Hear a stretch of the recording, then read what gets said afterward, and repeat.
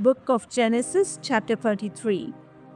Jacob looked up, and there was Esau, coming with his 400 men. So he divided the children among Leah, Rachel, and the 2 female servants. He put the female servants and their children in front, Leah and her children next, and Rachel and Joseph in the rear. He himself went on ahead and bowed down to the ground 7 times as he approached his brother. But Esau ran to meet Jacob and embraced him. He threw his arms around his neck and kissed him, and they wept. Then Esau looked up and saw the women and children. "Who are these with you?" he asked. Jacob answered, "They are the children God has graciously given your servant." Then the female servants and their children approached and bowed down. Next, Leah and her children came and bowed down. Last of all came Joseph and Rachel, and they too bowed down. Esau asked, "What's the meaning of all these flocks and herds I met?" "To find favor in your eyes, my lord," he said. But Esau said, "I already have plenty, my brother.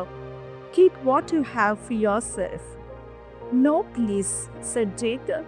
"If I have found favor in your eyes, accept this gift from me. For to see your face is like seeing the face of God, now that you have received me favorably. Please accept the present that was brought to you, for God has been gracious to me and all I meet."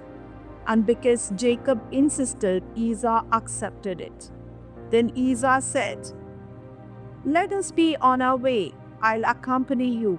But Jacob said to him, "My Lord knows that the children are tender, and that I must care for the ewes and cows that are nursing their young. If they are driven hard, just one day all the animals will die. So let my Lord go on ahead of his servant, while I move along slowly at the pace of the flocks and herds before me, and the pace of the children, until I come to my Lord in Seir." Esau said, "Then let me leave some of my men with you." "But why do that?" Jacob asked. "Just let me find favor in the eyes of my Lord." So that day Esau started on his way back to Seir.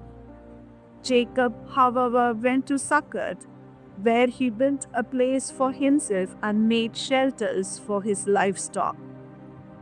That is why the place is called Succoth. After Jacob came from Paddan Aram, he arrived safely at the city of Shechem in Canaan and camped within sight of the city. For 100 pieces of silver he bought from the sons of Hamor, the father of Shechem, the plot of ground where he pitched his tent. There he set up an altar and called it El Elohe Israel.